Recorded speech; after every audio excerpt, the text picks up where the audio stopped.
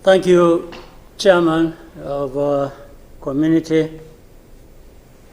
I want to associate myself with what has been said, especially what our sister President Samia Suluhu has just mentioned. But before that, let me raise a couple of questions maybe to guide us. I don't know if that is possible.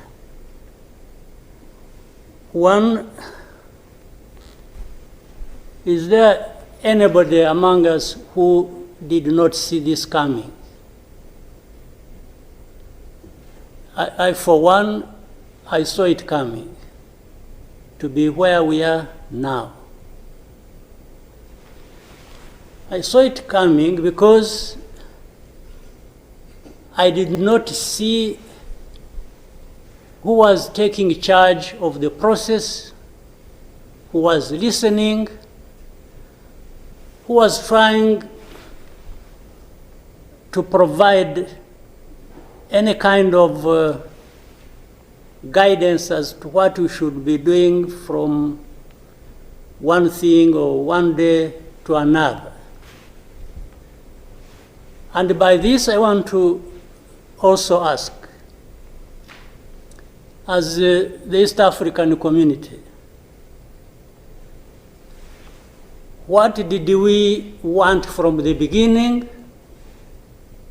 Or what did we do about that? What are we doing now? And what do we want to do for where we want to go? Because exactly like President Samia has mentioned, if it is talking about problems and defining them, and I think we have been very eloquent. We have talked about all kinds of things. But when do we match what we are saying and what we are doing so that we get to what we want? When do we come to that? I haven't seen it. President, I asked last time in our meeting, the last summit, where is East African community, or does it exist? And exist for what? By the way, even now the person or the country we are talking about is not represented as we are discussing. And it is supposed to be, the country is supposed to be part of East Africa, but nowhere to be represented. So I'm not sure what bearing what we are discussing has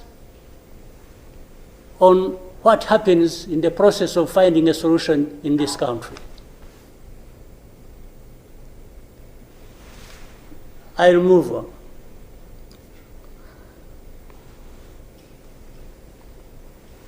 The conflict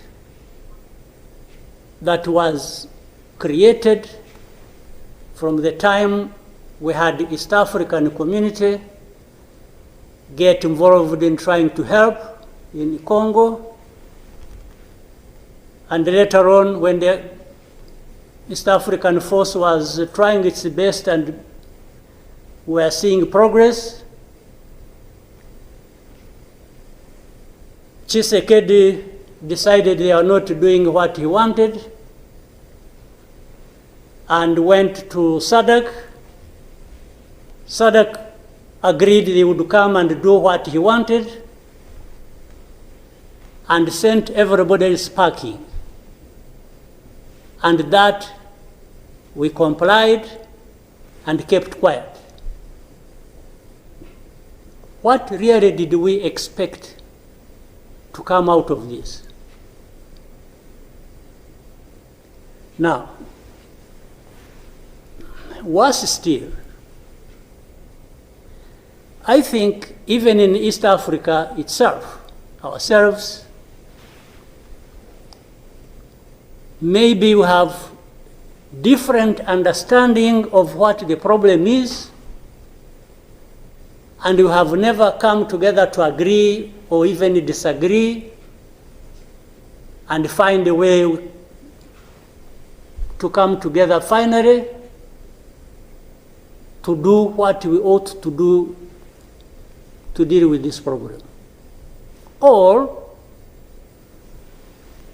we simply decided, each country, to move on its own with a different agenda arising out of involvement or whatever in Congo, and that was enough. If your interests were catered for by Tshisekedi, that was fine, even if the others' interests or concerns were not taken care of. You can imagine, therefore, what chaos comes out of that kind of situation. We are, on one hand, assuming or pretending we are coming together over an issue and trying to find a solution, while at the same time, each country is pulling in its own direction, different from the others. This is the fact of the matter. Now, but even if we were doing everything right, all of us, nothing is going to come out of it until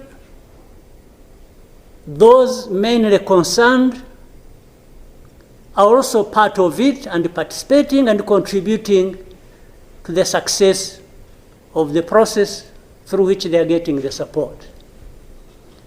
But if the parties decide or accept to be manipulated, because, and by the way, that's exactly what happened, and I think in Congo, there are experts for doing that. They would go to one party and promise them something, and then they would decide to keep quiet about what is obviously going to result into problems like we are seeing now.